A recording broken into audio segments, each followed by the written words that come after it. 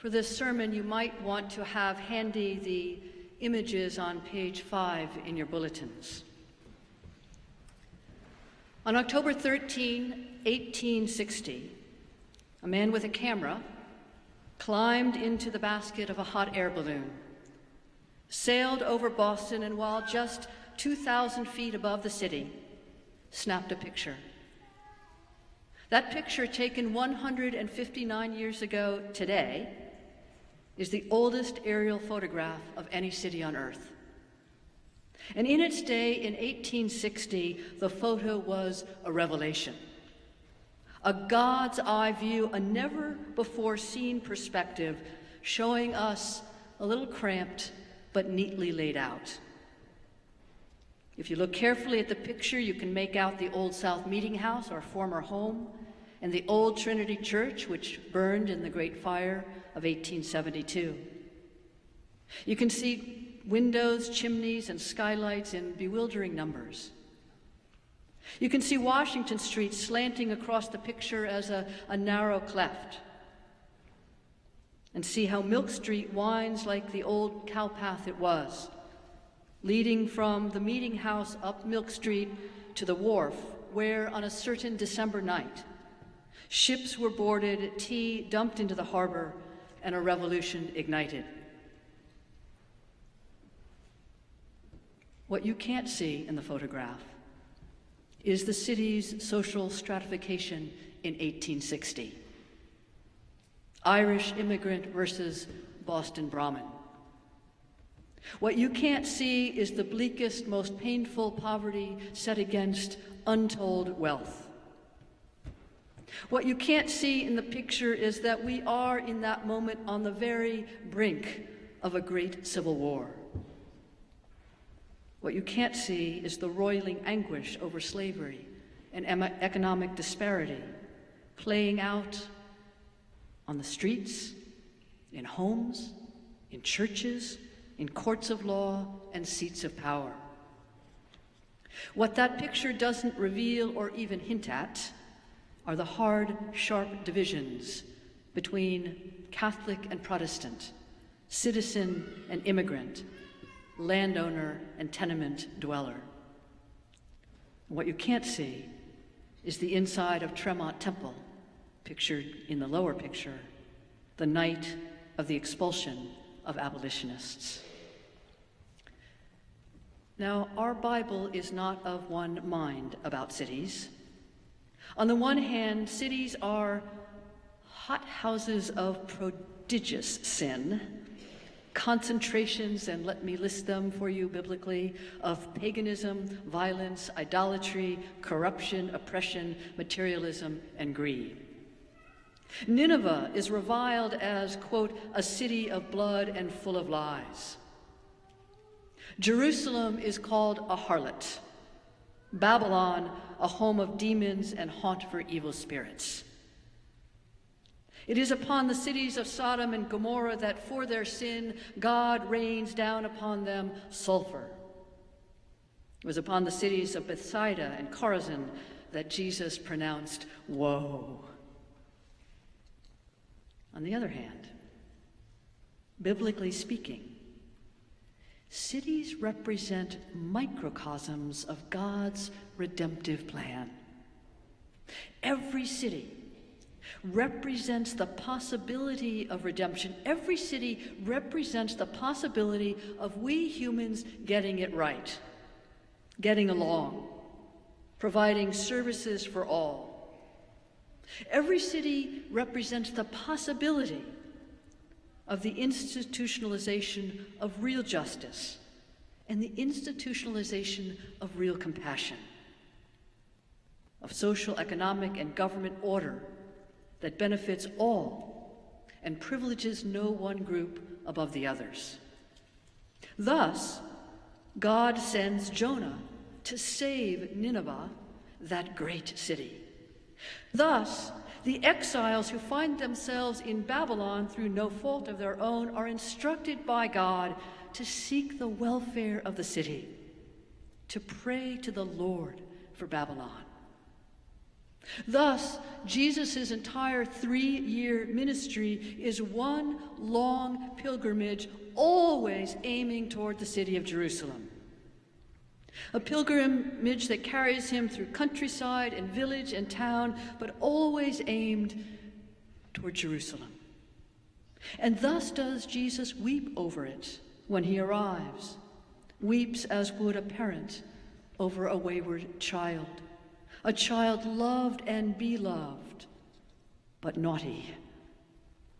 Thus, in the Bible's final book, its denouement, there appears a heavenly city coming down out of heaven, not a garden, a city. At the ending, our crescendo. And here is what else the Bible recognizes about cities. Cities have an outsized influence on the life of the nations in which they are situated. And while there is no question that cities can be hothouses of sin, they are often also the locations of moral and ethical revolution. Moral and ethical upheavals are ignited in cities and then spread eventually to town, village, and countryside.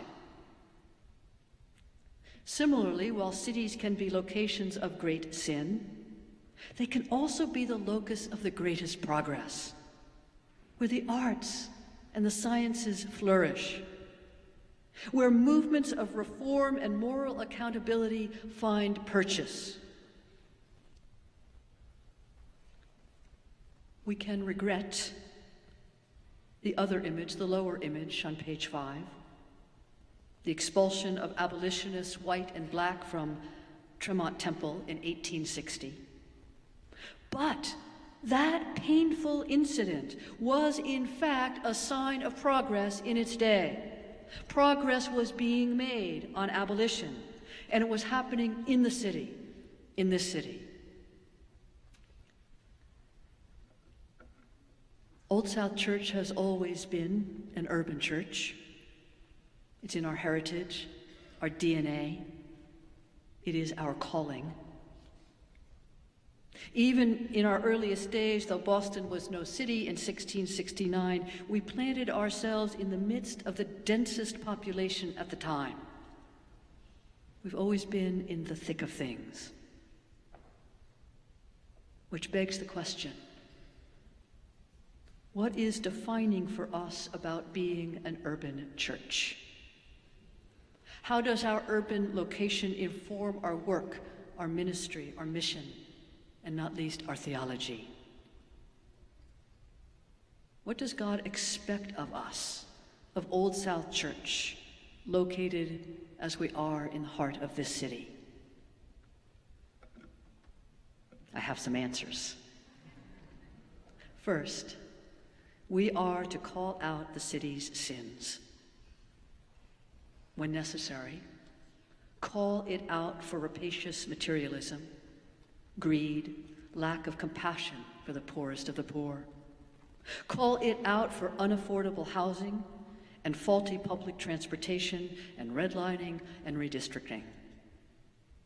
Second, offer this church as a true sanctuary in the city, a place of prayer, sheltered from the weather, welcome to the stranger, a sanctuary of beauty and of peace, a building devoted not to commerce, but to God.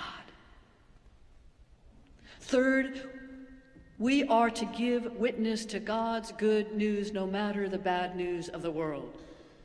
Preach love over materialism, forgiveness over cruelty. We are called to preach into and with our open door, its hinges well oiled, bear witness to the radical gospel of diversity and inclusion. Fourth, we are expected to pray for this city in which we are located. Bathe it in prayer.